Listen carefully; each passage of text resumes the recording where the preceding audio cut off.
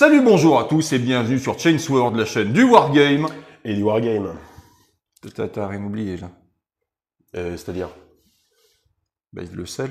Ah non, mais aujourd'hui, ce dont je vais parler est entièrement factuel et objectif. Donc, il n'y a pas besoin de sel. Bon, d'accord. Mais les gens vont être déçus. Un petit peu de sel, voilà, on en mettra un petit peu partout. Là, Il y en a partout. Bah, c'est toi qui m'as dit. Oui, mais pas sûr. Bon, coupé. Je suis jamais content. Aujourd'hui, on va s'attaquer à une faction de cœur. Une sorte d'arlésienne pour moi, depuis la V3 de 40K, les Necrons, astucieusement rebaptisés AOPR, Robot Legion, ou Légion de robots. Ou grippin agressif. Passé cette première surprise, je tiens avant tout à remercier les éditions Hachette, sans qui tout ceci n'aurait pas pu se concrétiser. Et oui, parce que effectivement, grâce aux collections Hachette, on se retrouve aujourd'hui avec, après plus de 2 ans de collection, quelques 13 000 points de figurines assemblées, montées, peintes et vernies avec amour, et un peu moins de 10 000 points de pile de la honte. C'est génial. Et tout ceci pour moins d'un SMIC chez son marchand de journaux. Au prix du 40K dans les années 80, sans tenir compte de l'inflation. C'est un truc de fou. Très bien. On a hâte d'avoir arrivé Combat Patrol l'an prochain. Donc, les robots de Légion, qu'est-ce qu'on fait? On va parler du fluff un peu. Bon, on peut parler du fluff, parce que j'imagine encore une fois que c'est totalement novateur et inattendu. Oui. En fait, le pitch des robots de Légion, c'est un peu celui de la création qui échappe à son maître. Les grosses les elfes de l'espace ont créé en masse des machines esclaves, ont créé des serviteurs robotiques pour les aider à rien branler de leur journée. Pardon. C'est toujours la faute des Eldar. Les oreilles pointues galactiques ont usé de tout leur savoir afin de disposer de serviteurs capables de les seconder dans leurs tâches les plus ingrates, comme se torcher le cul. Les oneilles de cet univers ont trouvé un moyen de transformer le RTT en plein temps, sauf que bien sûr, ça marche pas, sinon ce serait pas rigolo. S'éveillant à la conscience, les machines se mettent à donner leur avis, ce qui ne plaît pas aux oneilles, évidemment. Ces derniers décident d'appuyer sur le bouton off, mais c'est trop tard. Skynet s'est affranchi du co-système et les premiers terminateurs... Je vais pas y arriver. Bref, les Robot Legion, ce sont des IA qui se sont libérés du joug de leur maître, puis dispersés dans l'espace. Elles n'en veulent pas particulièrement aux espèces biologiques en général et se développent selon autant de manières et de façons que le feraient des états différents. Il y en a qui sont isolationnistes, d'autres qui font un petit peu de tourisme, d'autres encore qui se foutent sur la gueule entre elles ou sur les autres factions. Et vous, quel sera le way of life de votre propre légion? Pourquoi ils ont autant de flingues s'ils sont pacifiques? Mais parce qu'ils se défendent contre les vilains qui veulent pas qu'ils soient libres. Donc, passé cette première surprise du fluff, on va rapidement aborder les règles générales des Robot Legion. Donc, on va se retrouver avec un certain archétype qui va coller à plus ou moins toutes les unités. Donc, déjà, on va commencer par la règle de robot. La règle de robot, c'est un peu ce qu'on va retrouver dans les autres listes d'armées avec les règles comme adrénaline, comme mort-vivant. Ça veut dire que lorsque on échoue à un test de morale, on va devoir non pas subir les effets de piné ou autre. En fait, on va perdre des points de vie. C'est une sorte d'attrition qui se met en place. On prend autant de dés qu'on a de points de vie dans l'unité concernée et on les lance. Sur 1, 2 ou 3, on perd un PEV. Sur 4, 5, 6, il ne se passe rien. L'avantage qu'on y voit immédiatement, c'est quoi? C'est que, sous réserve qu'il reste encore des figurines en vie, elles pourront toujours scorer, fonctionner à leur plein potentiel. Et taper. Donc, c'est une sorte de ta gueule les règles avec le moral, mais avec un malus conséquent. Voilà. Il existe d'autres règles, comme par exemple la règle slow, qu'on va retrouver assez souvent sur la plupart des profils d'infanterie de ces unités. Il existe une troisième règle qu'on va retrouver assez souvent sur la plupart des profils, c'est la règle de self-repair, donc l'auto-réparation qui sur 6+, nous permet d'ignorer une sauvegarde ratée. Donc comme toutes les autres règles, elle va venir s'accumuler avec la sauvegarde, avec une éventuelle régène, avec d'autres règles. On va donc parler du domaine de sort, hein, n'est-ce pas? Très important chez les Nécrons, hein, il est tellement fort. Mais tais-toi, mais non. Le domaine de sort chez les Nécrons, on va le survoler assez vite, hein, donc comme d'habitude, 3 niveaux de cast, 1, 2 et 3, 2 sorts par niveau. Premier niveau, on va avoir les Meteor Bots, donc on va choisir une unité ennemie à 12 pas qui va prendre 2 touches à P2, pourquoi pas. Starbots, on va choisir une unité ennemie dans un rayon de 18 pas qui va prendre -1 pour toucher la prochaine fois qu'elle combattra en mêlée. Ça, en vrai, c'est pas mal. En mêlée. Ça, en vrai, c'est pas mal. Que en mêlée. Oui, mais pour préparer un CAC, c'est pas mal. Mais comme nous le verrons au cours de cette review, on va vider les unités au tir et le peu qu'on laissera en mêlée, le -1 changera pas grand chose, donc c'est tout pourri. Ensuite, on a Assaut Bots pour 2 niveaux. Donc, on choisit 2 unités amies dans un rayon de 12 pas. Et elles ont +2 pour bouger ou +4 pour courir et charger. On annule la règle de slow. Ou on améliore le mouvement sur ceux qui ne sont pas slow.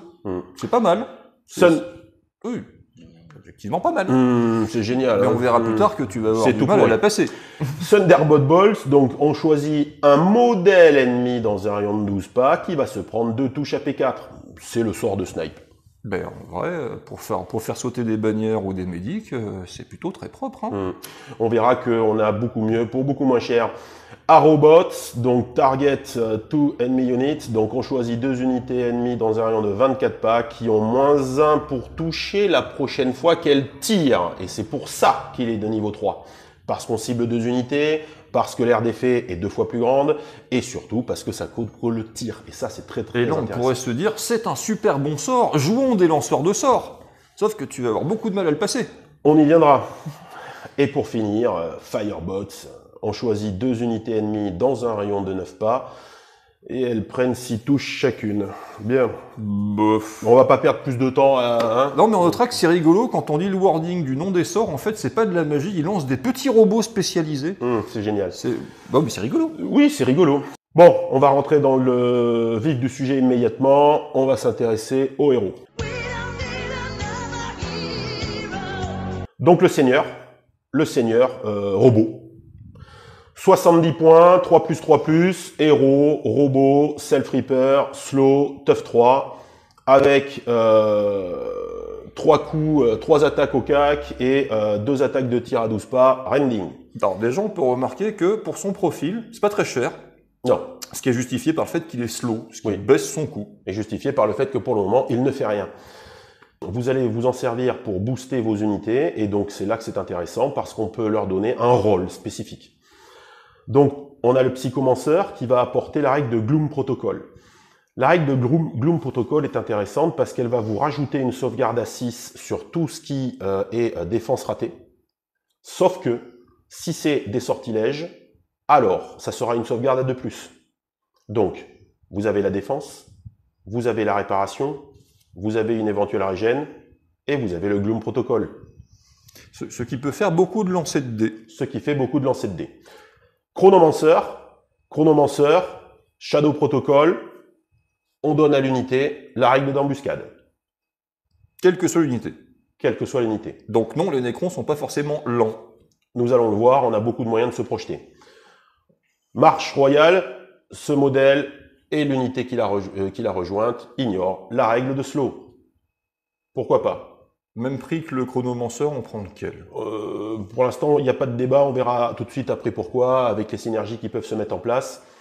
Régène Protocol, ce modèle et l'unité qui l'a rejointe ont la régénération pour 30 points.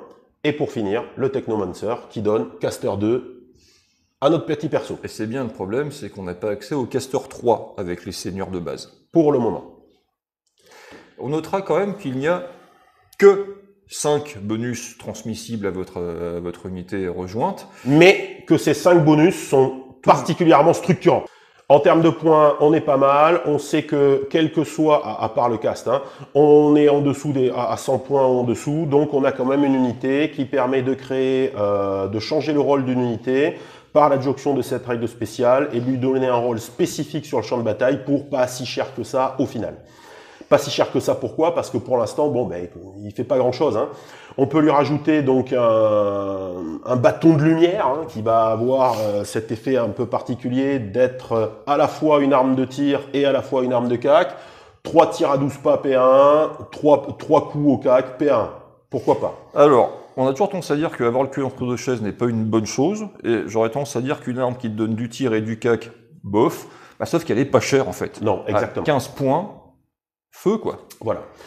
On peut changer son petit pistolet par d'autres choses, lui rajouter un petit lance-flamme, donc le Blast 3 fiable à 12 pas, le bouclier de combat qui va lui permettre d'avoir cette règle qu'il a +1 à la défense lorsqu'il est ciblé par autre chose que des sorts.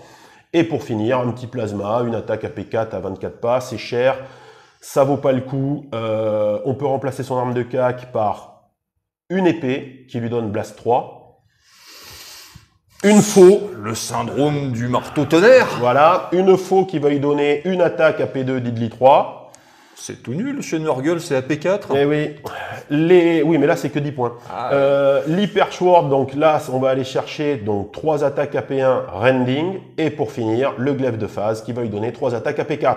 On retrouve grosso modo les épées énergétiques, les moufles des autres factions. Alors, sauf que cependant on notera que la plupart du temps un chef simple, c'est-à-dire non Terminator pour les Marines, n'a que 2 attaques au corps à corps AP4, lui il en a 3. C'est ça. Pour 20 points, honnêtement c'est pas mal. Ça se laisse faire. On peut en faire un gars qui tire, auquel cas on va remplacer le pistolet cette fois-ci par un fusil Gauss de chef avec 2 attaques Rending à 24 pas pour 15 points. Un fusil Gauss de un peu plus chef mais un peu moins chef, on sait pas trop parce que donc il perd en portée 18 pouces, 2 attaques AP2, on gagne en AP, on perd le Rending. Et le top du top, pour 40 points quand même, les fameuses 4 attaques AP1 Rending. Ça ressemble beaucoup à un fulgurant, un petit peu moins cher, avec moins de portée et rending en plus. Donc c'est propre. Tout dépend de l'unité qu'il va accompagner en fait. Et pour finir, on peut l'upgrader donc avec soit son petit copain, le pet, qui lui dit « Ah non, attention, il y a des gens qui arrivent !» Donc on peut pas se faire à moins de 12 pas de la figurine, hein, pas de l'unité qu'il a rejointe. Hein. Et le jetpack qui va lui donner ambush et flying. Et, très intéressant, la petite règle de Swift qui va lui permettre d'ignorer la règle de slow. Parce qu'avant ce n'est pas le cas et que c'était un peu concon. On le verra tout à l'heure dans l'unité. Est-ce que c'est pas quand même bien fort pour une armée qui, avec donc Chronomancer, donc Shadow Protocol, peut mettre à peu près tout le monde en faible, d'avoir en plus de ça un truc qui repousse les faibles de l'adversaire? Alors, on le verra dans le séquençage tout à l'heure, c'est quelque chose qui est très intéressant par rapport à... ça va dépendre de l'opposition en face. Ensuite, on a le Seigneur Annihilateur, hein, donc d'accord, avec son truc anti-grave, hein, d'accord. Donc c'est strictement les mêmes options, sauf que lui, donc 3+3+, sauf que lui, il va avoir Tough 6, il va être Strider, et il va avoir l'embuscade de série. Donc là, tout de suite, qu'est-ce qui se passe? Ça va coûter un petit peu plus cher, bien sûr. Hein.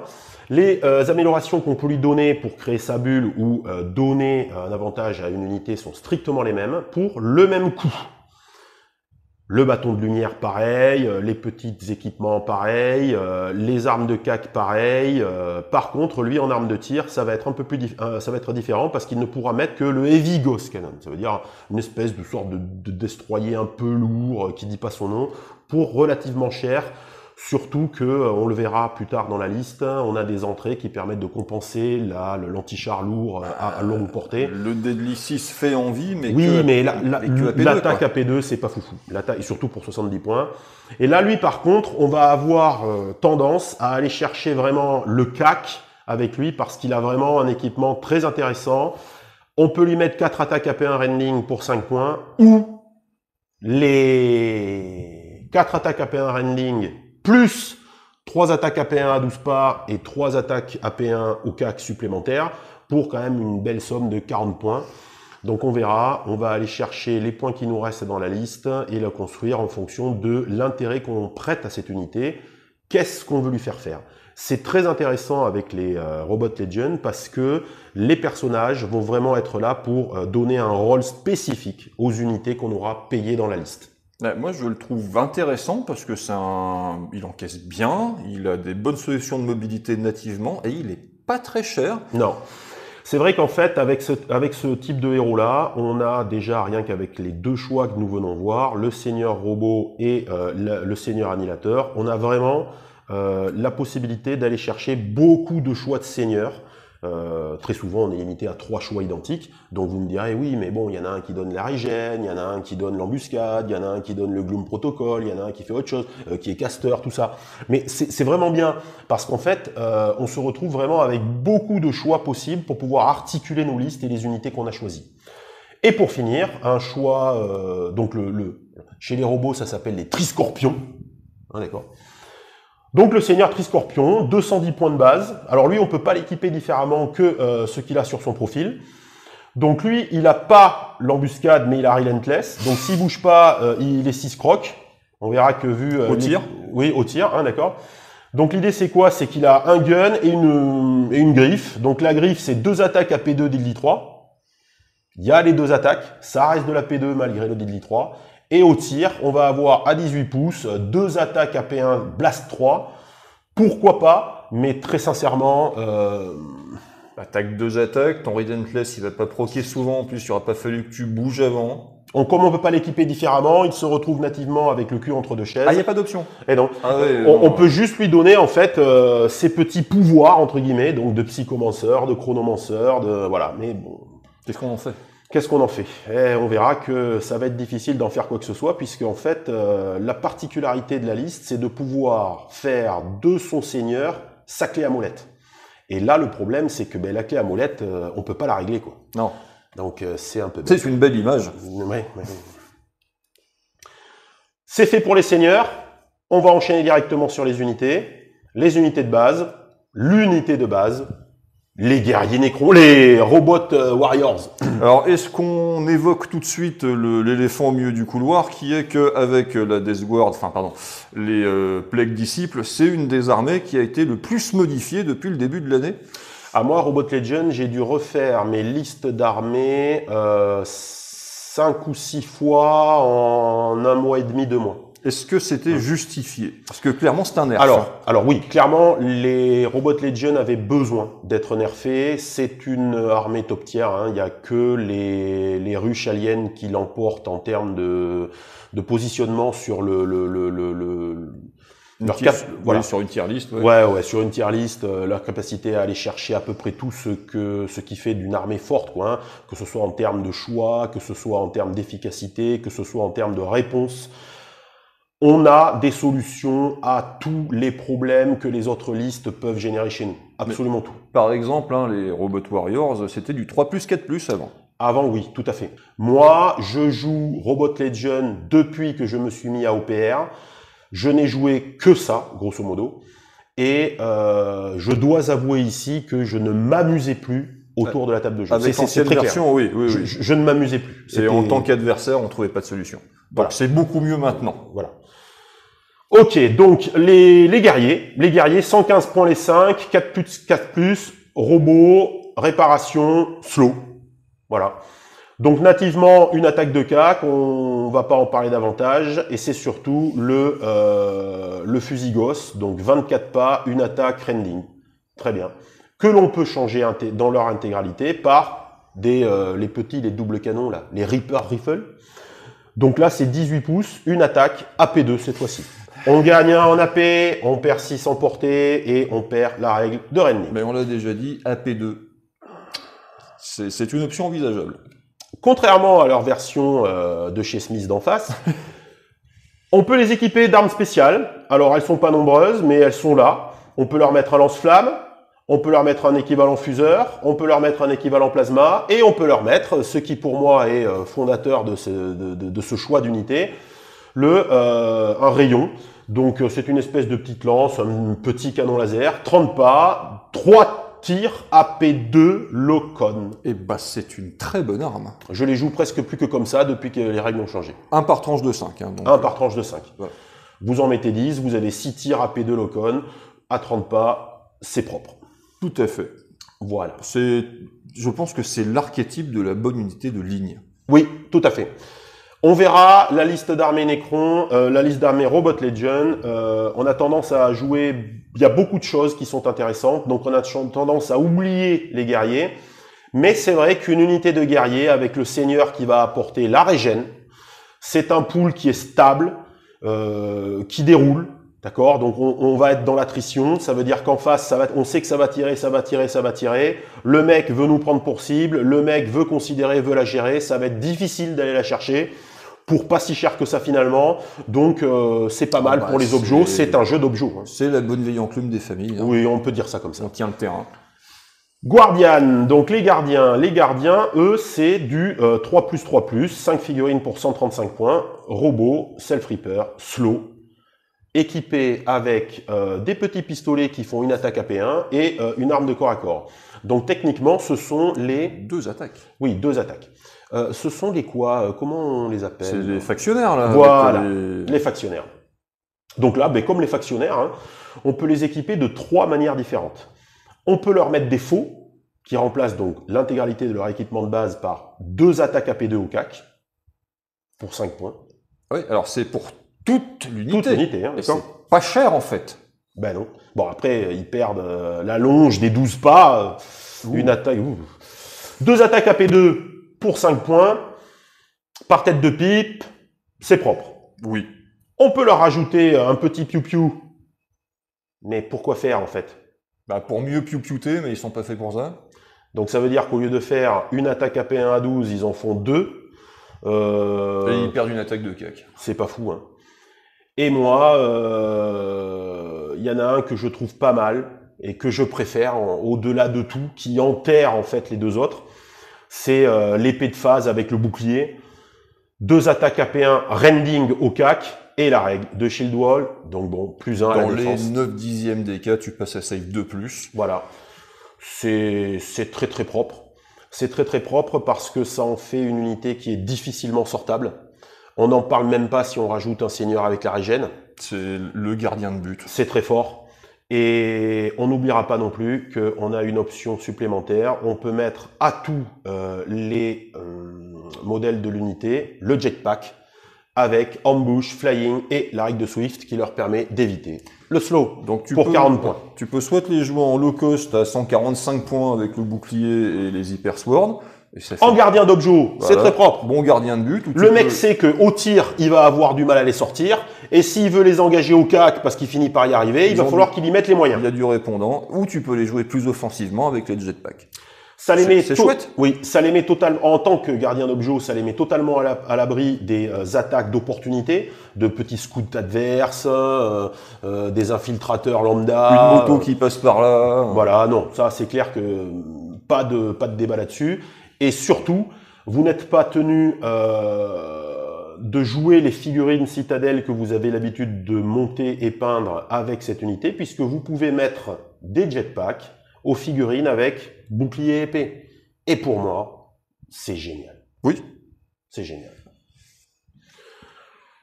Ensuite, on va retrouver, donc, on va attaquer direct hein, dans le truc. C'est son petit kink. Pour moi, c'est l'unité goldée de la faction. Les dépeceurs. Alors, il va falloir t'expliquer parce que sur le papier, ils sont pas très sexy. Hein. Alors, 3+, 4+, pour 140 points, pour une unité qui développe 2 attaques AP1 par tête de pipe, sans aucune option, robot, self-reaper, slow, tunnelier. En fait, ce qui en fait l'unité goldée de la faction, c'est que ils ont la règle de tunnelier. Ce qui fait que ça les met à l'abri virtuellement de toutes les contre-mesures que pourra prendre le mec en face. Pourquoi? Parce que ça les rend tout bonnement inévitables. C'est une unité de CAC qui a slow, mais on s'en fout, puisqu'ils peuvent faire par un pas de l'adversaire. Ah mon Dieu, je charge que à 8 pouces. Bah, ça fait 7 pouces de rab, tout va bien. Tout va bien. L'intérêt de ce genre d'unité, c'est que ça va aller frapper fort, frapper vite, et on le verra après tout à l'heure par rapport aux listes qu'on peut construire, par rapport au nombre d'activations sur table.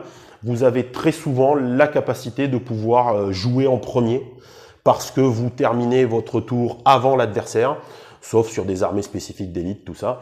Mais l'unité de dépeceur, pour moi, c'est de l'auto-include, quelle que soit l'armée que vous envisagez de construire autour des légions de robots? Alors, j'ai remarqué que récemment, tu t'en servais beaucoup pour gérer le déplacement de l'adversaire.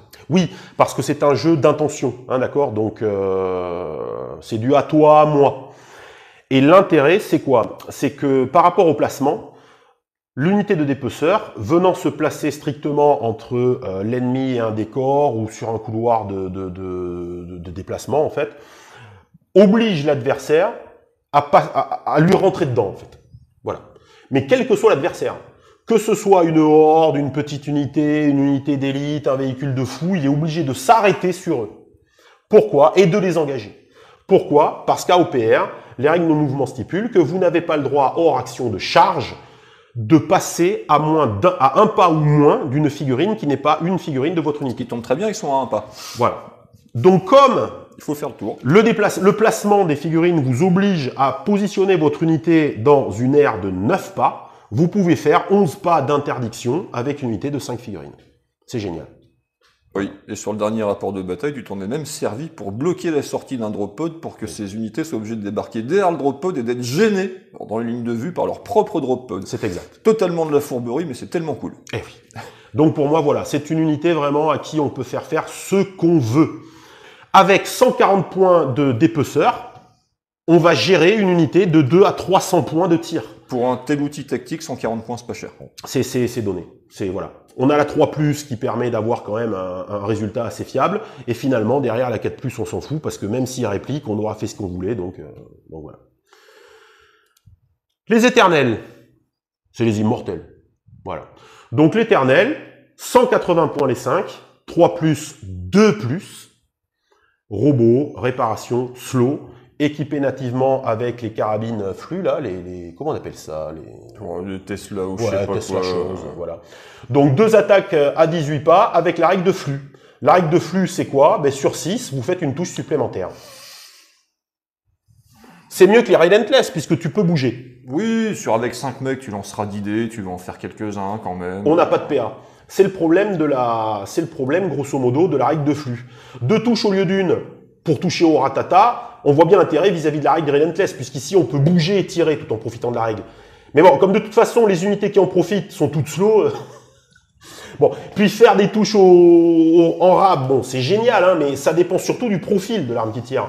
Mais ouais, parce que faire 2 touches au lieu d'une sur un truc qui porte à 18 pas sans PA, c'est pas tout à fait la même que faire 2 touches au lieu d'une sur un truc qui a le profil d'un canon laser. Hein, d'accord? Et nous verrons ensemble tout à l'heure que les armes avec flux dans cette liste, c'est loin d'être des canons laser. Ah bah 2 attaques sans PA, effectivement, on est loin. Hein. Voilà. Donc on aura nativement tendance à faire quoi? Ben, à leur faire profiter de la seule option qu'ils ont, c'est-à-dire de les remplacer par des fusils Gauss lourds. 2 attaques, 24 par ending, pour la modique somme de 55 points. C'est très cher. Ouais. C'est très cher parce que vous payez encore une fois la 2+. Ben, autant je trouve qu'ils ont un profil de défense qui est très séduisant, parce que c'est vite ronche-tête du 2+, avec le self-repair derrière, autant en termes de capacité à infliger du dégât, pour le prix qu'il coûte. C'est compliqué d'aller chercher le rending. Tu peux faire un très beau mur. Pour ce prix-là. Voilà. C'est compliqué d'aller chercher le rending pour ce prix-là, parce qu'on est quand même bien plus cher qu'une unité de guerrier Necron classique, auquel on aura laissé les armes de base, donc une attaque à 24 pas rending. Ici, on a la 3+ en qualité et 2 attaques par tête de pipe, mais ils ne sont que 5. Ensuite, on a les snipers. Donc les snipers, ils seront 3. Profil du Necron de base, 4+, 4+, robot, self-reaper, slow, avec les Dismarks. Une attaque, 24 pas, P1, sniper. Sniper, vous touchez à qualité de plus. Et vous visez ce que vous voulez. Et vous visez ce que vous voulez. C'est fait pour sauter les bulles en face. Toi, t'es mort. Donc, enfin, on essaye. Donc, 3 snipers qui se promènent dans la pampa, en slow, avec 24 pas de portée. Mais qu'est-ce qu'on fait? Mais pour 35 points de plus, on leur met chasseur de l'hyperespace. Ils héritent de la règle de Hunter, qui leur donne nativement la règle d'embuscade, et PA4, le tour où ils arrivent. Et c'est là que ça devient intéressant. Parce que pour 170 points, vous avez une unité de 3 petits mecs qui vont faire sauter les bulles que vous voulez. 3 tirs PA4 à 2+, sur une figurine qui donne la régène, qui a une bannière, une règle spéciale ou quelque chose dans le genre, ou une arme spé, c'est toujours très intéressant. Contre certaines armées, hein, quand je joue orc, j'aime pas qu'il me les sorte parce qu'il va me flinguer mon médic et que ma bande de 20 boys se retrouve cul nu sans régène et que c'est toujours embêtant. Ou l'apothicaire sur une escouade de primaries, sur une Oui, escouade de encore plus de marines, primaries, parce voilà. qu'il va le payer encore plus cher, donc du coup ça Voilà. va le faire chier. Et alors, c'est là que c'est rigolo, parce que moi, je me rends compte qu'en fait, cette unité, au-delà du potentiel qu'on lui prête, hein, bien sûr, c'est de la stat, hein, voilà. Oui. Ben en fait, j'ai très rarement l'occasion de tirer avec, parce que je m'en sers comme unité épouvantail pour l'adversaire. Ça veut dire que c'est tellement fort, les 3 tirs PA4 sur là où on veut, que l'adversaire va avoir tendance à les gérer, et donc je m'en sers comme activation tampon. Les nuées de scarab. Saloperie de nuée de scarab, on va le dire comme ça. 6+6+, pour 75 points, robot, réparation, strider, et tough 3. Ils sont pas slow. Ils sont pas slow. Et ils sont strider. 3 attaques rending par tête de pipe. Ah, vous me direz, ouais, mais c'est que du 6+. Mais on s'en fout. On va chercher le rending, puisque de toute façon, ça fonctionne que sur 6. Toutes les touches qu'ils feront seront PA4. Et ignoreront la régène. Et c'est beaucoup plus pénible à affronter que ce qu'on peut s'imaginer en lisant la stat où on se dit, ouais, bon, 75 points, c'est pas cher, mais ça fait que dalle. Bah, des fois, si. Pour moi, ça fait partie dans une armée qui a tendance à... Ça coûte cher, hein, d'accord? C'est pas une armée d'élite, mais on n'est pas loin quand même. Hein. Disons que c'est plus une armée d'élite qu'une armée de horde. Hein. L'idée, dans les légions de robots, c'est que pour moi, l'unité de Scarab, ça va être quasi de l'auto-include. Dans toutes ces listes. Je me souviens pas avoir joué de liste sans Scarab. Déjà, c'est une éponge à mandale, hein, pour peu que t'en mettes 6. Parce que, bah, il faut quand même taper fort dessus pour que ça commence à crever. Pensez à une chose. Les scarabs, c'est quoi le problème des scarabs? Le problème des scarabs, en fait, c'est leur qualité de 6+. Parce que malgré tout, malgré le fait qu'ils soient robots, vous allez rater vos tests de commande. Donc, vous allez perdre des PEV. Vous allez en perdre beaucoup. Donc, l'idée, c'est quoi? L'idée, c'est de modifier cette qualité. Pour modifier cette qualité, que faisons-nous? On met un héros dedans. On met un héros qui, lui, a la règle slow, mais comme on va l'équiper d'un jetpack, il va plus avoir la règle slow, il va avoir flying, que les scarabs perdront, mais il va hériter donc de strider, parce que flying ignore les terrains, tout ça. Donc vous allez vous retrouver, mieux, donc ça marche pareil. Voilà, vous vous retrouvez avec une unité qui, sans avoir commencé à donner un rôle spécifique à votre héros, va profiter de la qualité 3+, pour les tests de commande de ce héros. Donc, pour 150 points, on a une unité de mecs qui vont balancer la modique somme de 18 attaques, rending, on s'en fout. Ça sert à quoi? Ça sert à aller chercher les points de vie sur les gros tons d'en face. C'est à ça que ça sert. Au-delà de contrôler les objectifs, ça sert à aller chercher le test de co. Qu'est-ce qui va se passer? On charge un Emanruss avec. On charge un véhicule qui peut éventuellement se défendre avec. Pourquoi pas? Le véhicule, s'il ne se défend pas, perdra le CAC. Le véhicule, s'il se défend, va taper avec ses grosses armes PA 1, 2, 3, 4 et tout. Sur de la défense à 6+, on s'en fout. Et voilà. Et il y a du self-repair derrière. Et comme, ça. bien entendu, tu vas mettre on va mettre la régène au seigneur. La boucle est bouclée. Donc c'est extrêmement pénible à affronter. Les serpents robots. 4+4+, robot, réparation, strider, tough 3, 185 points, avec 12 attaques, rending, pour les 3, nativement. Alors, on va pas se le cacher, on va pas les laisser comme ça, on va les équiper. On peut leur donner un Twin Atomcaster, 2 attaques AP1 à 12 pas. Le gaz de la mort. C'est moins sexy. Et le whip coil, c'est le fouet. Oui, c'est un fouet électrique, machin. Donc, vous pouvez choisir de leur mettre 2 attaques AP1 à 12 pas par tête de pipe gratuitement. Vous pouvez choisir de leur mettre 2 attaques AP4 à 12 pas par tête de pipe pour plus 5 points. Ou remplacer 2 attaques rending par une attaque AP2 Deadly 3 par tête de pipe pour plus 5 points. Très clairement, on va aller immédiatement sur le gaz de la mort. 2 attaques AP4. C'est le regard de la mort. 2 attaques AP4 à 12 pas pour 5 points par tête de pipe. Ça nous fait quand même, il faut pas 6 attaques AP4. Donc ça fait 3 qui passent. On en joue 6. on leur met la régène, ils vont où ils veulent, c'est génial. La P4, c'est quand même... Typiquement, c'est une unité qui, sur le papier, bof, parce que ça porte qu'à 12 pouces. La qualité n'est pas folle non plus, la défense n'est pas incroyable, mais ça fait partie, justement, ça montre bien ce qu'est l'armée Necron.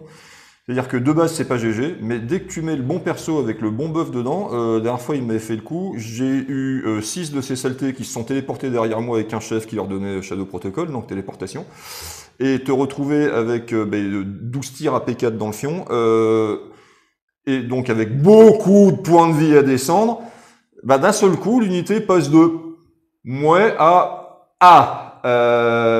j'avais pas prévu ça, et il va falloir que je concentre beaucoup de ressources dessus pendant un laps de temps beaucoup trop important dans la partie pour m'en débarrasser, sinon je vais me prendre la foudre dans les fesses toutes les 5 minutes. Donc ça, c'est typiquement de l'armée Necron en fait, ça dépend de ta construction. Ça passe de bof à ouais, c'est désagréable. Ouais. En première lecture, on peut se méprendre sur les capacités de certaines unités, mais après derrière, on voit qu'on peut vraiment mettre en place la polyvalence qu'on veut, qu'on cherche, qu'on souhaite en fonction du scénario, c'est génial. On a les Destroyer Snakes. Donc, les Destroyer Snakes, c'est vraiment... C'est ceux qui ont des papates? C'est ceux qui ont les griffes. Ah, d'accord. On les voit derrière, là. En fait, eux, alors, c'est les...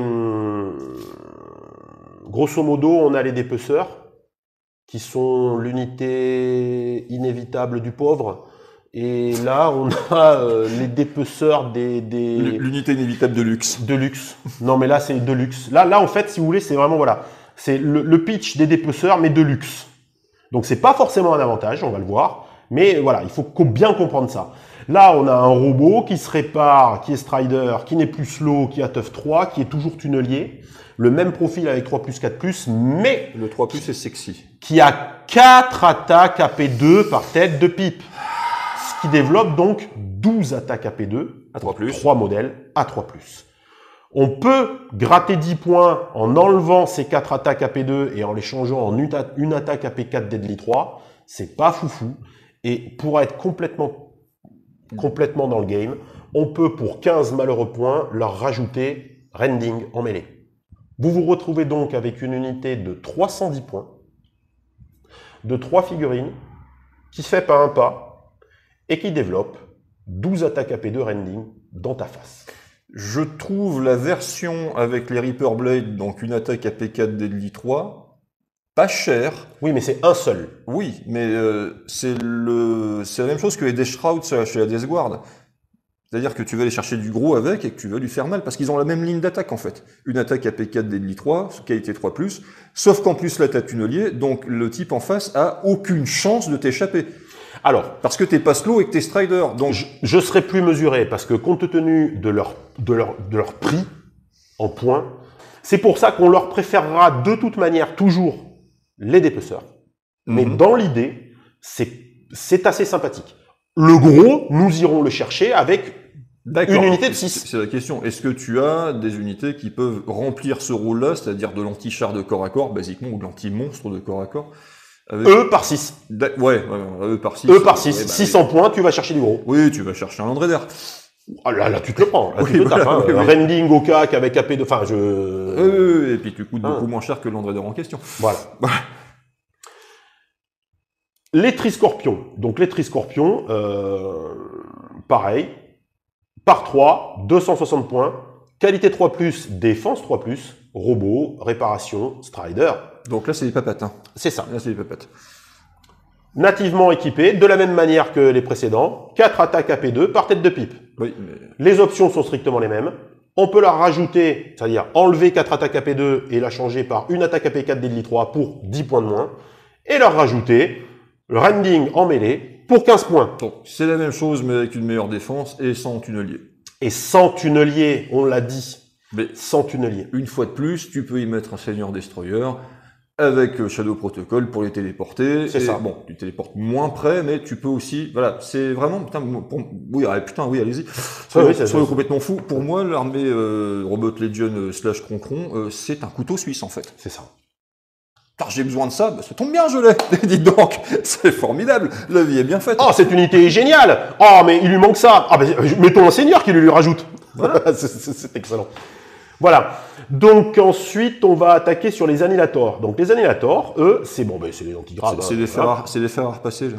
Et AOPR, les annihilators, donc le profil 3+, embuscade nativement. Avec Strider, 4 attaques AP1 rending, parce que eux, ils sont nativement équipés d'épées de phase, là, tranquille, ça découpe. On peut remplacer leurs épées de phase et donc les transformer d'un profil de cac en un profil de tir. Les trois, on leur mettra donc le canon Gauss, 4 attaques à 24 pas, rending. Pour 115 points quand même. Hein. D'accord. Ça sature beaucoup, mais ça commence à ça être vachement cher. Vraiment cher. Si on veut du rending à 24 pas, on va plutôt avoir tendance et qu'on n'est pas embêté par notre pool de points, on va plutôt avoir tendance à aller chercher les immortels avec leur sauvegarde à 2+. On peut fiabiliser le tir, entre guillemets, en leur mettant de l'arme lourde, donc le fameux 1 tir AP2 Deadly 3 à 24 pas pour 25 points. Ou alors, les 3 tirs AP4 Locon pour 45 points à 30 pas. Deadly 6, le Heavy Ghost Cannon. Oui, mais AP2 et un seul tir, c'est toujours le même Une fois de plus, c'est bien d'avoir du Deadly, mais il faut que ton Deadly soit délivré à la cible. C'est ça. Si la sauvegarde dit non. Deadly 6, qu'est-ce qu'on va faire? On va tirer sur de la figurine avec de la teuf, beaucoup de teuf. Donc, la plupart du temps, une bonne sauvegarde. Moi, ce qui me gêne, c'est que tu ne puisses remplacer qu'une arme. Si tu pouvais remplacer les 3 armes par du Heavy Ghost Cannon, l'AP2, c'est toujours pas terrible, mais enfin maintenant, tu as 3 tirs AP2 Deadly 6, il y a un moment, ça va passer, et le type en face va avoir les fesses qui claquent, et il va falloir qu'il le gère. Un seul. Là, non. Typiquement, c'est le genre d'unité, en fait, qui est, de mon point de vue, ça fait partie de ces unités où on va avoir dire, mais en fait... elle sait pas ce qu'elle fait, en fait. Mais on sait pas trop ce qu'elle fait. Mais en fait, si, on sait ce qu'elle fait. On le dit ou on le dit pas? On le dit. Là, vous avez une unité qui a nativement l'embuscade, avec un seigneur du même nom, qui l'a lui aussi. Du coup, vous pouvez mettre le seigneur dans votre unité et donner la régène au seigneur. Vous vous retrouvez donc avec une unité qui a l'embuscade, la régène et qui tape. C'est d'ailleurs ce que je joue en tournoi actuellement. Le Triscorpion Pistolier. C'est le Triscorpion mais avec des flingues. Je sais qu'il y a les 4 petits pétards dont avec des bras partout, là, celui qui se prend pour Shiva. C'est l'une des rares unités Robot Legion que je n'ai pas encore joué. Pourquoi? Parce que t'as pas la figurine peut-être? C'est-à-dire la collection Hachette, c'est sorti qu'à la fin là très récemment. Donc t'aurais la figurine, tu le jouerais? J'en ai déjà 3. Ouais, bon, elles sont montées. Alors pourquoi on va le jouer aussi? On va le jouer pourquoi? Parce qu'en fait, ce qu'on va aller chercher chez lui, c'est cette fameuse règle. Oh, il y a le Hunter, l'enfoiré. Voilà. Oui. C'est ça qu'on va chercher. D'accord, oui, très bien. Ça veut dire que il va avoir l'embuscade et le tour où il arrive, il va pouvoir délivrer des tirs APA +3. Et il a, nativement, 6 tirs à 12 pas AP1. Donc AP4. Donc il aura 6 tirs à 12 pas AP4, avec la règle de Relentless. Donc le fait d'arriver en FEP n'est pas un mouvement. Ne constitue pas un mouvement, puisque vous le placez. C'est après, quand vous l'activez, que vous ne devez pas bouger. Donc s'il reste, lors de son activation, des unités à 12 pas, on rappellera que pour la FEP, c'est 9. Si le mec d'en face s'en va pas, il va manger la foudre. Alors, pourquoi il est intéressant? Parce qu'en fait, il vaut à peine 25 points de plus que les 3 snipers. C'est pas très cher, il a Teuf 6, quand même mieux que c'est quand même mieux que 3 points de vie. Et oui. Et oui. Et lui, il continue à tirer et à délivrer pas mal de tirs. Les 3 snipers, vous avez 3 tirs à 24 AP1. Lui, Teuf 6, vous avez 6 tirs à 12 pas AP1. Ça se discute.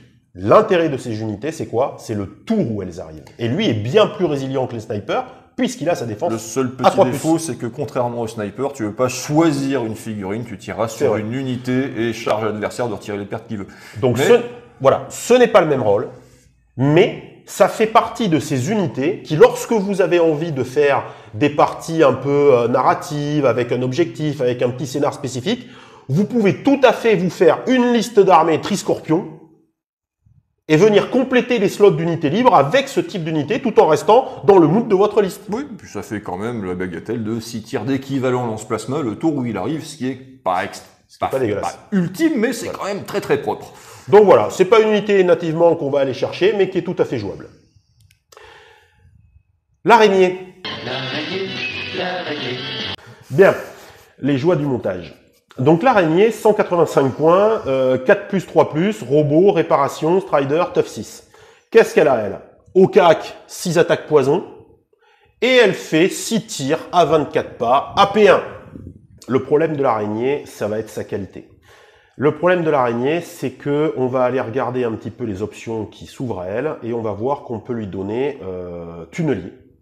Pour faire quoi? Alors, c'est ça le problème. Tunnelier, pourquoi? Tunnelier parce qu'elle peut lâcher des socles de scarabée pour 10 points de plus que si tu les avais payés dans ta liste. Pareil, ça peut être chiant pour gérer le mouvement de l'adversaire. Tu fais ton araignée à 1 pouce pour le gêner, tu mets en plus des socles de scarabée, tu les fais popper. Pareil, ils seront aussi très proches puisqu'ils vont popper à côté de l'araignée. À 6 pas. Voilà, donc ça peut permettre de faire un cordon qui apparaît de nulle part, au milieu de l'armée ennemie pour le faire chier, pour contraindre son déplacement. Ça devient très cher. Hein. Elle encaisse bien, mais ça coûte la peau des... Et il y a quand même des moyens beaucoup plus low cost de gérer le mouvement de l'adversaire.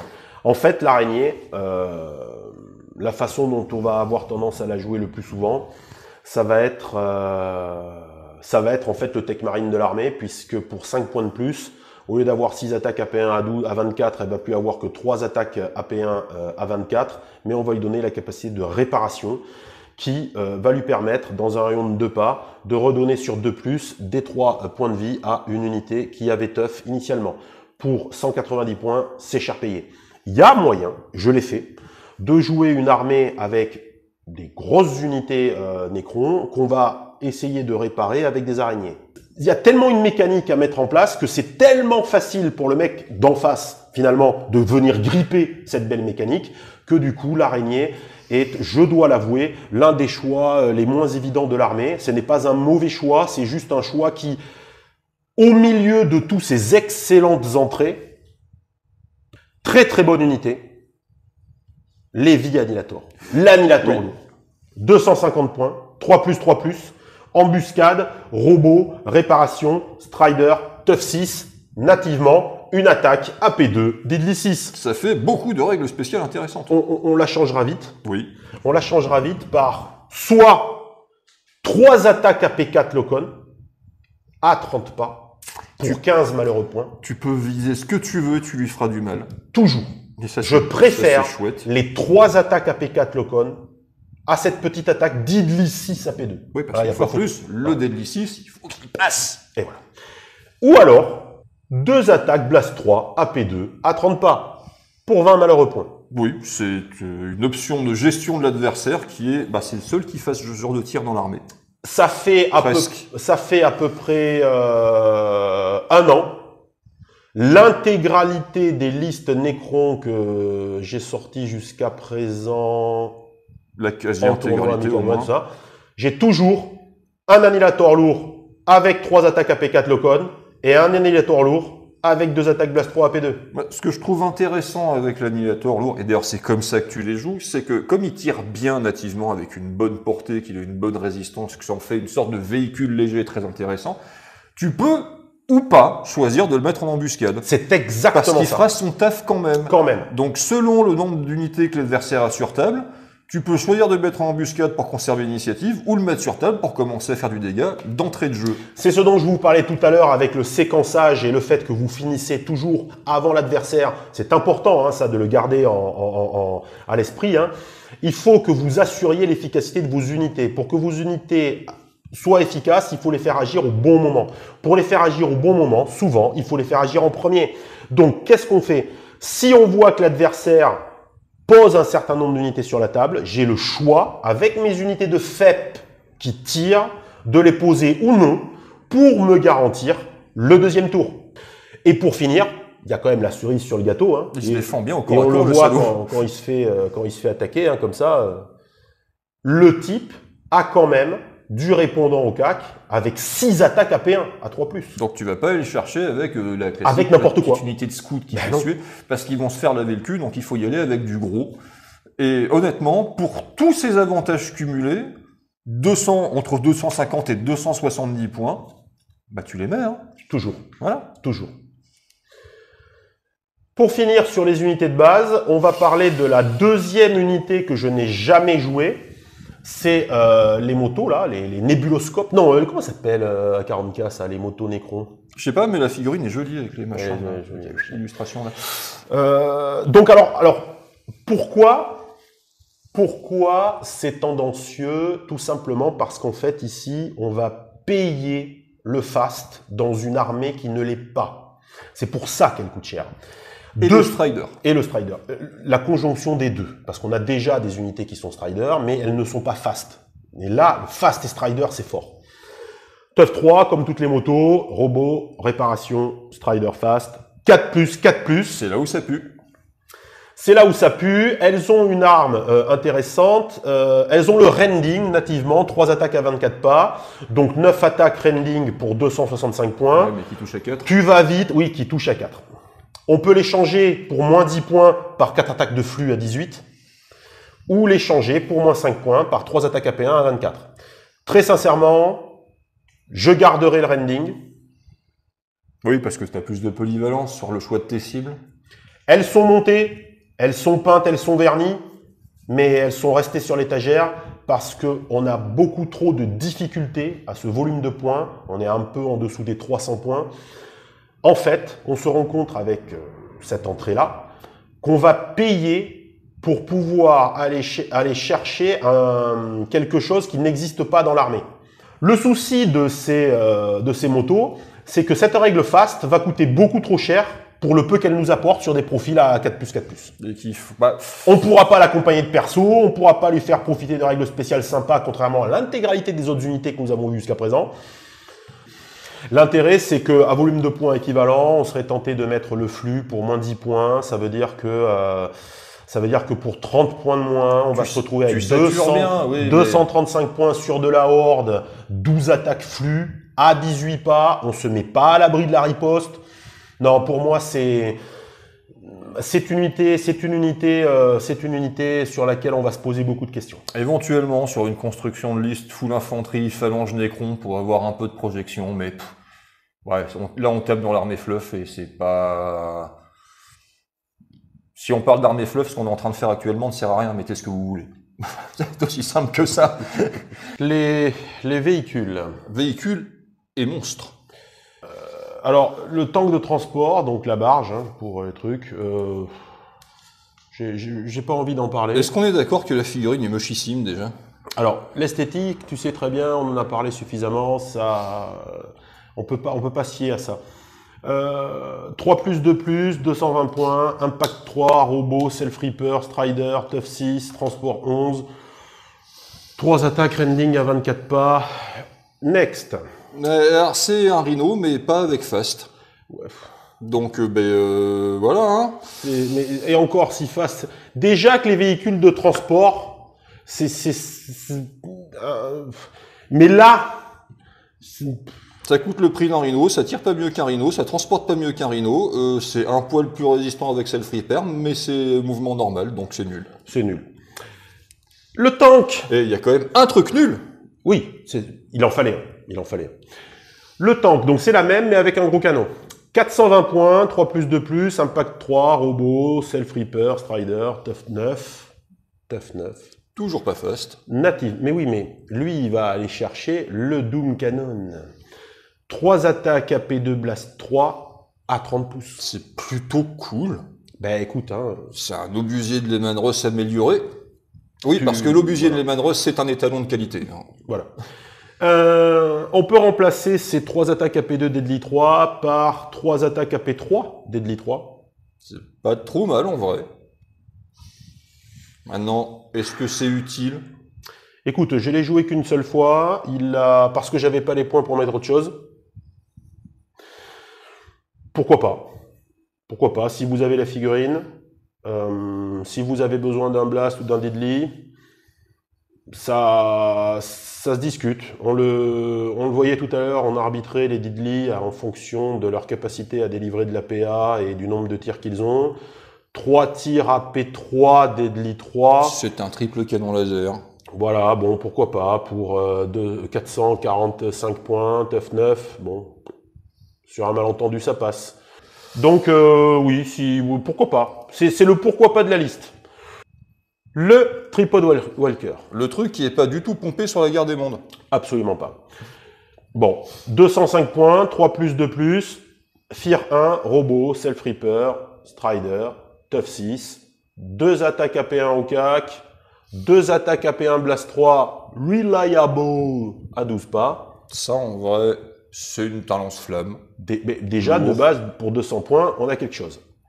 On va pas le laisser comme ça, parce qu'en fait, lui, c'est le petit seigneur du pauvre, celui qu'on va... Pourquoi? Parce qu'en fait, il va être capable de diffuser des bulles. De diffuser une bulle autour de lui avec le nanobot fixer. À chacune de ces activations, vous choisissez 2 unités amies dans un rayon de 6 pas qui gagnent régénération jusqu'à ce qu'elles prennent, la prochaine fois qu'elles prennent des blessures.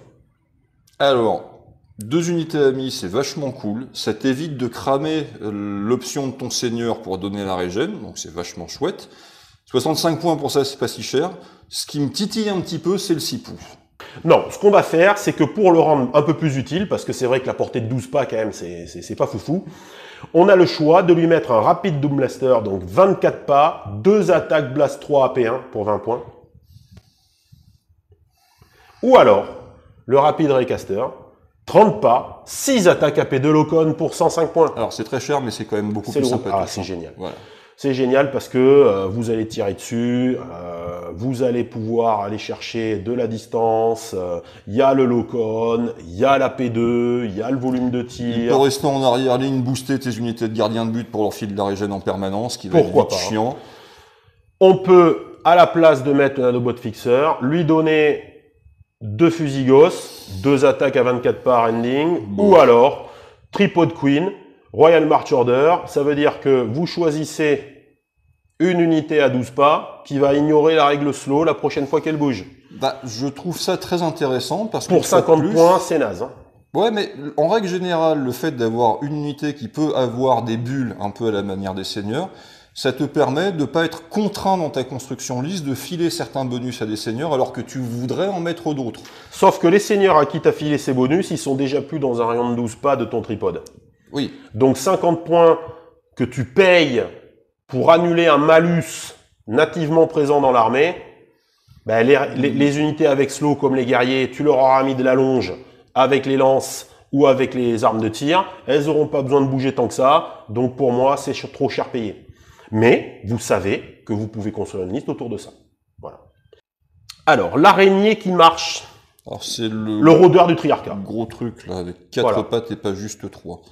On le voit tout de suite, 505 points, 3 plus, 2 plus, Fear 2, Robot, Réparation, Strider, Tough 12. N'en jetez plus, il y en a assez.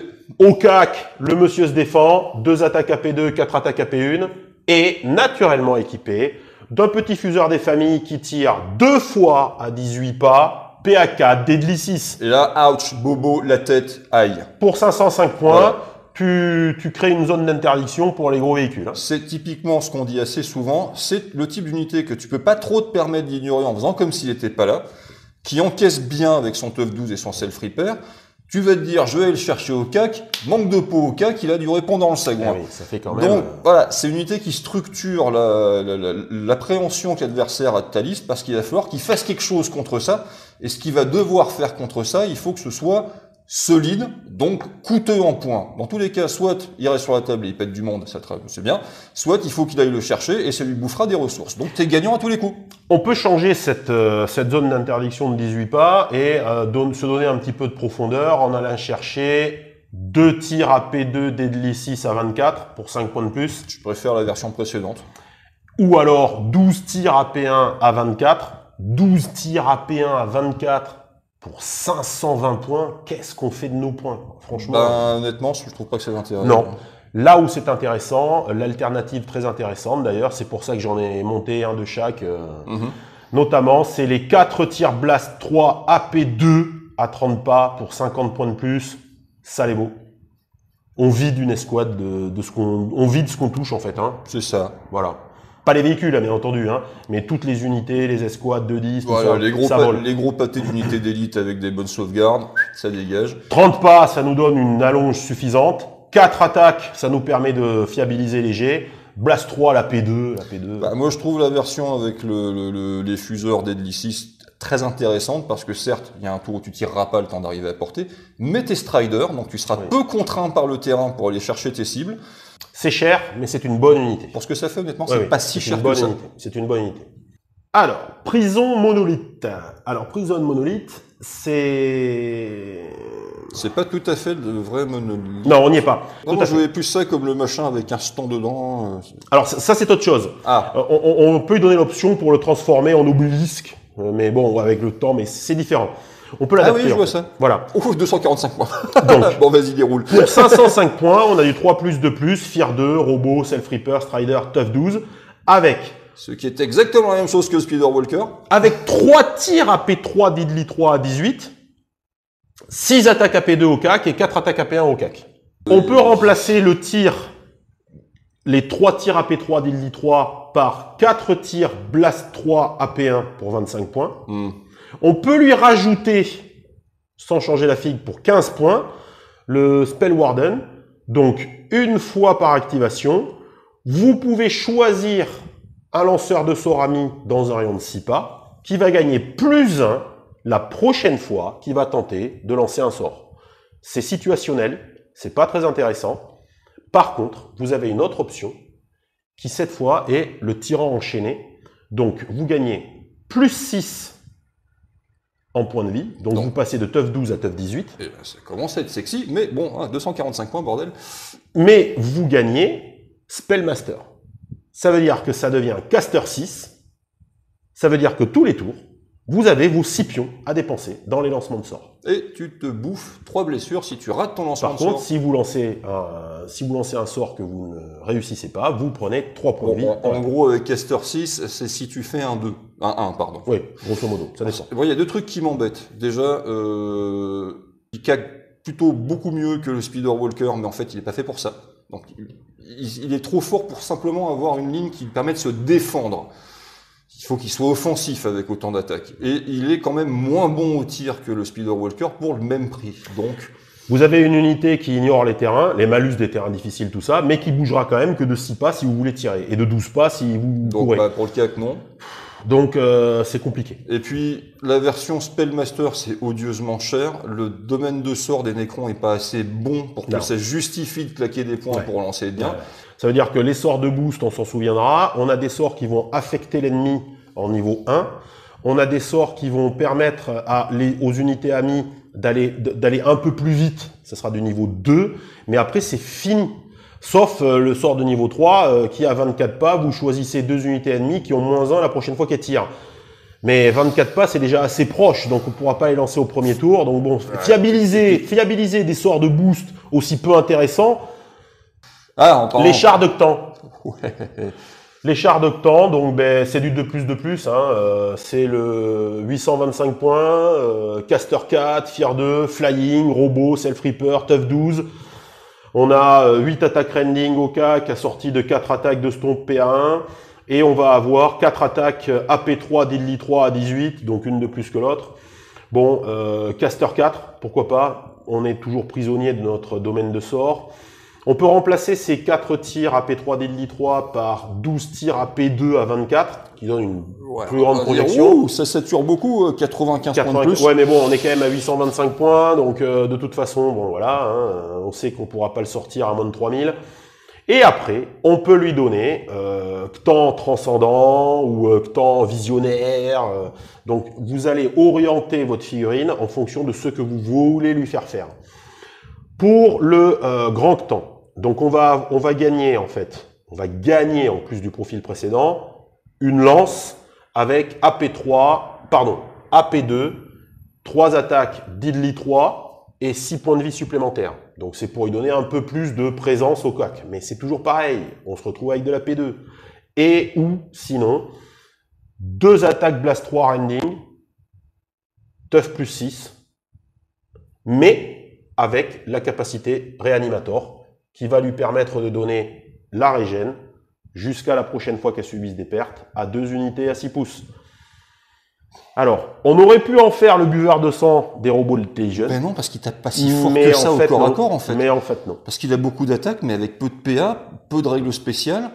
Comparativement à un avatar chez les Eldar ou un buveur de sang chez les ou à n'importe quel démon majeur chez les démons machin, bah c'est pas ouf. En fait, le problème de ce genre de profil, c'est qu'on va payer la qualité de plus, on va payer la défense de plus, on va payer le caster 4. Pourquoi en fait Et puis on va payer pour une bonne arme de tir, mais c'est toujours pareil, choisis tir ou corps à corps, fais un choix camarade. Donc tu payes des points pour une arme de tir qui est très correcte, mais c'est parce que tu vas aller chercher, tu vas aller chercher le cac. C'est pas foufou en fait. Il vaut vraiment pas son coup en points. Ben non, hein. Ben non. À la limite, tu peux te dire, bah, vas-y, charge-moi. Bon, écoute, je vais perdre un peu de monde, mais pas tant que ça, et puis 825 points, quoi. Version tout nue. Bon, on va se rattraper tout de suite avec l'artillerie. L'artillerie, c'est quoi? C'est la console. Voilà.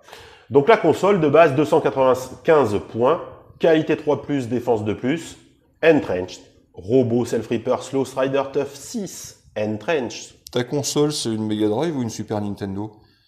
Tu seras puni. Oui. Ghost Cannon, 4 attaques Rending à 24, Twin Flux Cannon, 6 attaques AP1 flux à 24. AP1 flux. Là, de suite, le flux devient beaucoup plus intéressant. Ce qui est pas mal, c'est qu'il a 2 armes différentes. Donc il peut... Exactement. On peut remplacer le canon Gauss 4 attaques Rending par un canon flux, 3 attaques AP1 flux pour 10 points de moins, ou un Raycaster, c'est l'arme de base c'est l'arme spéciale, l'une des armes spéciales des guerriers Necrons, 3 attaques AP2 Locon à 30 pas. Qu'est-ce qu'on peut faire? Mais en fait, on peut virer le gros canon et le remplacer par un seigneur. Un seigneur à qui on va qu'on va équiper pour le CAC, qu'on peut donner un shield wall, qu'on peut équiper d'un petit plasma, à qui on peut donner un bâton de lumière. Mais le problème, c'est que on va remplacer le gros ratata de dessus par un seigneur. Un seigneur qui deviendra un overseal pilot, à qui on va pouvoir mettre donc la fameuse règle de Royal March Order qui va désigner une unité amie à 12 pas et lui faire ignorer la règle de slow pour 25 points de moins. Mais le problème, c'est que... tu fais quoi, en fait? En fait, il ne peut pas rejoindre d'unité. Il est tout seul. C'est un seigneur qui est sur une console, qui a moins 2 pour toucher si elle bouge pas, mais qui sera obligé de bouger pour suivre les autres pour donner... Enfin, ça n'a pas de sens. Non. Rassurez-vous. Ne vous compliquez pas la vie. La console d'annihilation, elle fait pampan. Elle fait pampan avec quoi? Avec le Twin Flux Canon, 6 attaques à 24 pas AP1 flux, avec, pour moins 10 points, 3 attaques supplémentaires de flux à 24 pas. On se retrouve avec 9 attaques AP1 flux à 24 pas. En fait, ils ont tellement voulu copier ce qui existe en figurine chez Games Workshop qu'ils ont fait un truc qui, dans le contexte de One Page Rule, a ni queue ni tête. Ça n'a pas de sens. Si tu mets un seigneur dessus, ok, c'est bien, pourquoi faire? Voilà. Il permet de faire ignorer à une unité amie sa règle slow, mais lui, il est toujours slow en fait. Donc bon, c'est... Puis ouais, c'est une grosse cible, tapez-moi dessus, enfin bon... Pour moins de 300 points, on se retrouve avec une petite unité d'interdiction pour gérer, c'est pas mal. C'est une des rares unités d'artillerie dans le jeu que je trouve pas top. Non. Les titans, parce qu'ils en ont un, c'est le monolithe. Voilà, c'est la pyramide, 870 points, qualité 3+, défense 2+, embuscade, Fear 3, robot, Self-Reaper, Slow, Strider, Tough 18. Alors, qu'est-ce qu'on a? On a 9 attaques AP4 à 24 pas. Hein, voilà. Et 12 attaques Rending à 24 pas. De base. Donc, on se souviendra que pour l'instant, il s'agit juste de poser une pyramide qui fait du ratata autour. Cette pyramide, on peut remplacer les 9 attaques AP4 par 2 attaques AP3 Deadly 6 à 30 pouces pour 5 points. Bof. Je vois pas bien le trading là, intéressant. Là. Je sais pas. Après, faut pas oublier qu'il est en bouche, donc tu le poses. Donc effectivement, tu le fais tomber au milieu des chars adverses. Du coup, la portée de 30 pas... Ouais. Sinon, on peut aussi remplacer les 12 attaques Rending à 24 pas par 9 attaques AP1 flux à 24 pas, pour 25 points de moins. En plus, je dis pourquoi pas. Et là, je dis pourquoi pas. Qu'est-ce qu'on peut lui mettre de rigolo? Ben, c'est pas compliqué. On peut lui mettre Warp Gate. Du coup, ça lui fait transport 21. Transport 21 pour 65 points de plus. On pose notre mec et on a une nouvelle zone de déploiement en fait. Oui, c'est très joliment dit. Oui, oui, oui, oui. Mais ouais. Ou alors, la fameuse obélisque, je veux dire, on peut le représenter comme ça peut-être. Mais on l'a déjà vu ça. Et oui, mais c'est autre chose, c'est pas pareil. Parce que là, le profil de base n'est pas le même. Tu vois, comme quoi, tu vois, donc tu c'est peux... l'autre monolithe avec un stand dedans, mais c'est pas le même. c'est pas le même, tu vois, c'est les règles sont différentes, tout ça. Donc 270 points de plus pour lui mettre Caster 4 et Tough plus 6. Ah, je pense qu'à un moment donné, ça sert à rien de se raconter des histoires, c'est tout pourri. Si on le joue, on le jouera avec la porte Warp pour la capacité de transport de 21 figurines. Oh mon Dieu! Si l'unité de transport est détruite, les figurines débarquent et sont pinées, ben non, il faut quand même le péter quand même. Hein. Ouais, non, mais tu tapes au mieux des ins adverses, c'est un truc tough 18, défense de plus, self repair, avec en plus beaucoup de ratata et une grosse vingtaine de connards qui débarquent comme ça. Ça se joue en vrai, à gros format. Alors, on est toujours à gros format là, d'accord? Donc on a 3000 points là, minimum, oui. d'accord? Voilà. Mais ça peut être fun, c'est un des rares titans où on dira pas juste... Projetable. C'est fun, mais ouais, c'est jouable. Ouais, c'est jouable. On va continuer avec les volants, parce qu'il y a des avions. Hein, voilà. Donc, il y en a deux. Des viennoiseries de l'espace. Voilà, c'est des croissants, hein, d'accord? Donc, on a deux types de croissants. Donc, on a le transport de la nuit. 355 points. Le truc est tellement grand qu'il obscurcit le soleil. Là. 3 plus de plus. Aircraft, robot, self-reaper, Tough 6, transport 11. Équipé de série avec le canon à flux. Donc, 6 attaques, AP1 flux à 24 pas. Et le... Pour un avion, ça sature pas mal. Close range machin, là, 6 attaques rending à 12. Ça, c'est détail. Ça fait... Ouais, mais ça fait beaucoup de dés à lancer.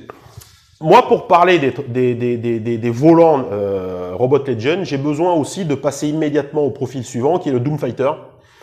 Donc, on est sur 470 points, hein, d'accord? Donc, qualité 3+, défense 2+, aircraft, robot, self-reaper, tough 6, avec, toujours pareil, c'est 6 attaques AP1 flux à 24, mais en plus de ça, c'est 6 attaques PA4 Locon à 30 pouces. Ce qui en fait, comme son nom l'indique, un bon chasseur. Oui, un chasseur d'avions. Tu vas pas descendre les autres avions, parce que stats, ça paraît compliqué quand même, mais tu vas les contraindre à des tests de co.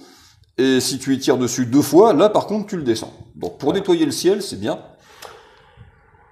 Ces deux unités pour moi... Pour l'appui au sol, c'est bien aussi. Ouais, ces deux unités pour moi ne s'envisagent pas séparément l'une de l'autre parce qu'il y a une blague à faire avec les listes d'armées entièrement constituées d'avions et avec le contrôle d'objectifs.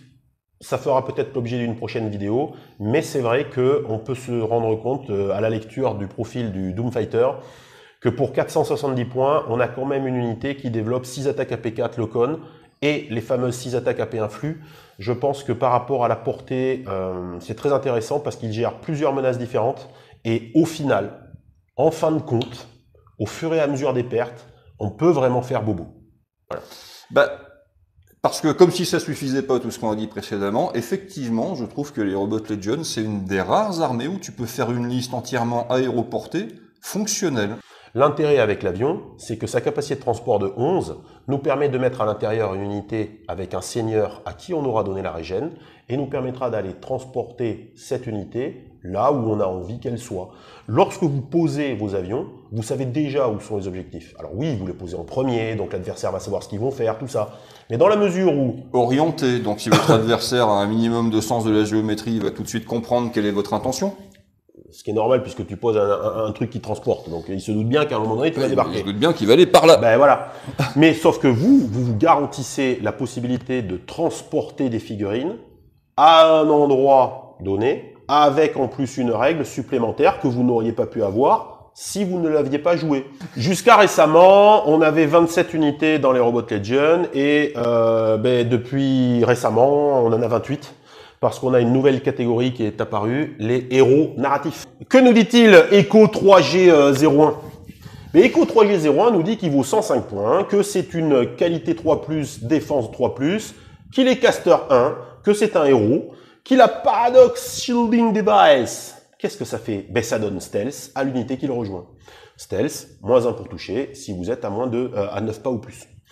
Robot, Self-Reaper, Slow, Tough 3, et il est unique. Vous pouvez pas en mettre plusieurs. C'est foufou. Mais on peut pas mettre Echo 3G02? Ben non. Peut-être plus tard. Pas d'Optic Staff, donc 3 attaques Rending au cac. C'est génial. Non. Donc en fait, c'est pas foufou non plus. Son seul avantage, c'est qu'il a 2 règles qui normalement sont des règles que tu donnes à un seigneur. C'est-à-dire que tu ne peux en mettre qu'une. Lui, il en a 2. Il est à la fois caster et à la fois il donne le stealth à son unité. C'est un mauvais caster, donc à mon avis, il n'est envisageable que pour donner un token à un autre caster ou pour en recevoir d'un autre caster. Mais comme on ne joue pas d'autres casters dans la liste, ou si peu, parce que c'est pas foufou... Bon, j'imagine que c'est rigolo. Ouais, mais est-ce que tu vas chercher stealth quand tu sais que tu peux avoir regen, déjà, quand tu sais que tu peux avoir l'embouche, quand tu sais que... Enfin bon... Déjà, Echo 3G01, ce qu'il va falloir que je cherche avec lui, c'est l'image à mettre derrière, parce que je sais pas ce que c'est, ce merdier.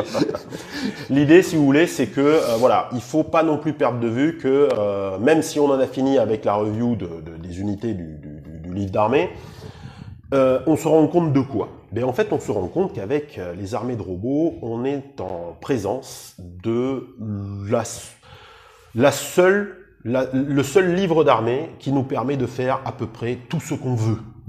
Tout ce qu'on veut en termes de tournois organisés, de jeux structurés, de choses un peu qui tâchent, mais aussi et surtout tout ce qu'on veut en termes de gameplay, parce qu'il y a des joueurs qui préfèrent avoir des enclumes, des marées inexorables, du ground zero. Qui ont la flemme de se déployer, hein. Voilà, voilà. Mais aussi et surtout en termes de esthétique. Je veux jouer qu'avec des triscorpions, je veux jouer qu'avec des c'est vrai, guerriers, il faut voilà, compter. qu'avec des gros véhicules, sans véhicules. Tout à fait. Voilà. Tu as même testé des listes sans héros qui n'étaient pas si mauvaises que ça. C'est pas faux. Mais l'idée, voilà, qu'on voulait vraiment insister lors de cette review, c'est de dire que pour nous, le livre d'armée Robot Legion est en top tier, clairement. Il y a pas de débat là-dessus. Très souvent, on le place juste en dessous des Alien Hives, mais pour de mauvaises raisons à mon sens. Parce que, comme on a eu l'occasion déjà de le dire, et tu l'as très bien expliqué, l'Alien Hive fait aussi à peu près tout ce qu'il veut, mais il est obligé d'aller chercher des unités pour cela. Ouais. Alors que le livre d'armée Légion de robots, lui, pour la même unité, vous allez lui faire 2 choses radicalement différentes en fonction du héros que vous allez lui adjoindre. Et de l'option de l'armement que tu vas mettre aussi. C'est ça. Alors qu'effectivement, Alien Hive, c'est plus des unités clés en main. Tu veux faire ça, tu prends cette unité.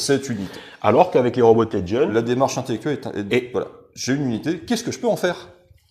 Cette armée, c'est un plaisir pour les joueurs dont la construction de liste est un aspect fondamental du hobby. Ah oui, le list building, avec ça, tu te fais plaisir. C'est ça. Ouais. Donc, on parle bien que de ce qu'on connaît. Donc moi, pour avoir poncé la liste Robot Legion, je suis en mesure de dire aujourd'hui que on a des réponses à tous les problèmes que l'intégralité des listes adverses peuvent nous poser. Tout se situe dans l'équilibrage et le choix des unités que l'on décide de payer. Et contrairement à certaines armées où tout est odieusement cher, ce qui te contraint à faire des choix forts, les Primaris par exemple, ou les Custodes, là, c'est une armée qui est quand même assez élitiste, mais dont les tarifs d'unités sont pas délirants, donc tu as quand même un panel d'options sur table qui est quand même plus vaste. Oui, il faut que tu choisisses un archétype de liste et que tu te spécialises dedans, mais t'es pas trop obligé à suivre une ligne et tu peux pas en sortir parce que simplement t'as pas les points. On a vraiment le sentiment que la liste travaille pour elle et pas une unité au sein de la liste qui va essayer malgré tout de pousser la liste, le reste de la liste vers le haut. Mais non. Un exemple de ça, c'est que de mémoire, t'as jamais joué de triplette de Gogol. C'est vrai. Tu as déjà joué 2 unités identiques, enfin avec un armement différent. Et encore avec un armement différent, voilà, on l'a vu avec les annihilateurs lourds. Mais spammer les triplettes, non, parce qu'effectivement, la synergie entre les différentes unités et ce qu'elles peuvent apporter à l'ensemble fait que, en fait, tu as une armée qui est variée sur table. En fait, dans certaines armées, vous vous retrouvez avec des choix d'unités qui sont tellement évidents par rapport aux autres unités, à leur capacité, à leurs moyens de fonctionner, que vous êtes obligé d'aller les chercher pour pouvoir faire quelque chose avec. Typiquement, je pense par exemple à la liste de CAC Space Marine, on va être obligé de spammer l'unité d'assaut, de l'équiper toujours de la même manière, voilà. C'est pareil un peu chez d'autres armées. Il y a un exemple tout bête, hein, c'est les Skaven. C'est ça, les rats de l'espace, oui. Voilà, où effectivement... Il n'y a qu'une seule liste qui fonctionne. Hein. Ouais, 1 ou 2, grand max, mais voilà, t'as pas un panel d'options aussi large, tu vas être obligé de, tiens, ça marche, je vais le tripler, et puis on verra bien ce que ça donne. Concrètement, tout ce qui se situe entre 2000 et 2500 points, vous avez une vingtaine d'unités sur lesquelles vous pouvez tabler. Oui, ce qui est confortable. Alors c'est cool en termes de collection. Oui. Parce que tu peux acheter ce que tu veux. Ça c'est très plaisant. Tu pourras le jouer.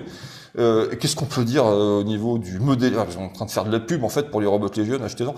Qu'est-ce qu'on peut dire en termes de modélisme sur les robots? Alors, moi le cast d'OPR, d'accord? Donc les figurines qui sont aujourd'hui en résine et que vous pouvez acheter, qui sont valorisées sur le site d'OPR, je n'accroche... Alors, les figurines sont cool, mais j'ai un problème, comme avec l'intégralité des véhicules proposés pour les différentes factions aujourd'hui en résine, j'ai un problème avec les véhicules. Je sais pas ce qu'ils ont pensé avec les tanks. Je sais pas ce qui s'est passé avec les tanks en général. Hein, oui. Que ce soit les tanks Eldar, les tanks... Enfin, je sais pas, j'y arrive pas. On sent qu'ils ont voulu sortir des sentiers battus, mais il y a un moment, là, t'es en train de marcher dans la boue, reviens sur le chemin, s'il te plaît. Mais bon, ça c'est pas grave, c'est encore une fois l'esthétique, hein, on n'y peut rien.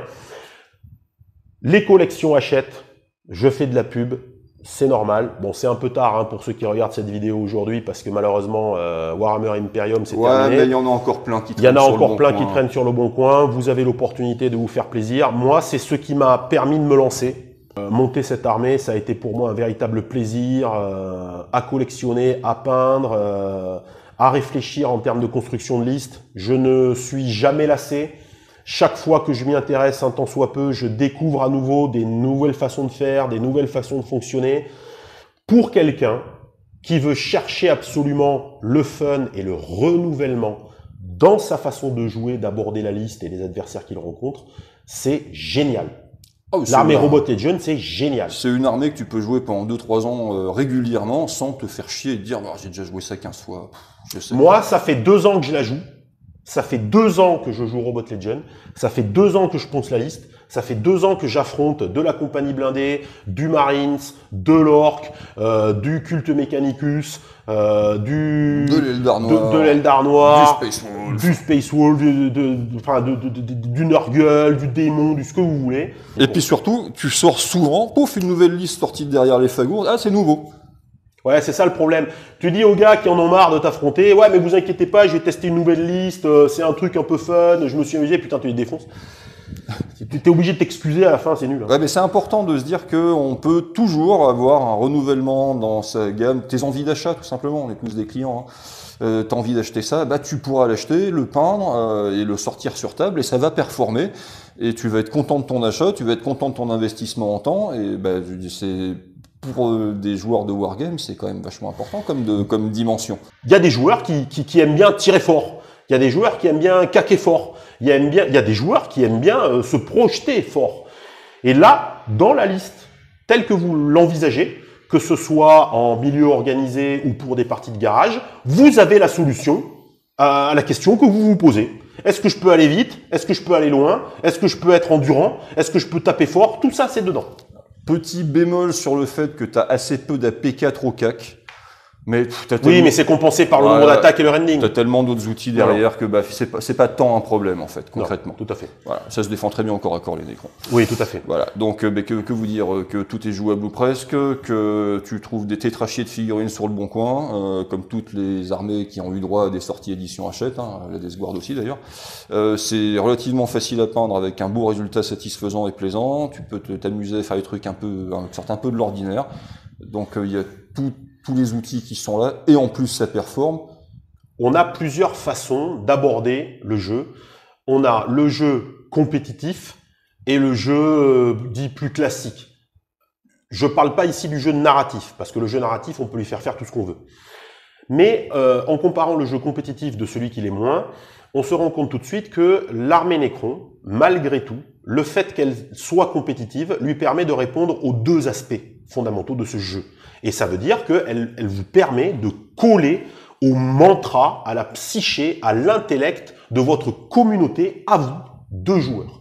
Est-ce que je suis dans une communauté qui va valoriser le jeu organisé ou pas? Vous savez qu'avec la liste d'armées Robot Legion, vous allez répondre à cette attente. Et c'est à vous après de construire la liste autour de ça. Alors qu'une armée lotière, elle, malheureusement, vous privera de tout un pan de l'activité Wargame. Même si, et Wargame et Poto l'a déjà dit, hein, grosso modo, la tier list d'OPR, bon, c'est moins marqué que la tier list de 44, toutes les armées sont jouables.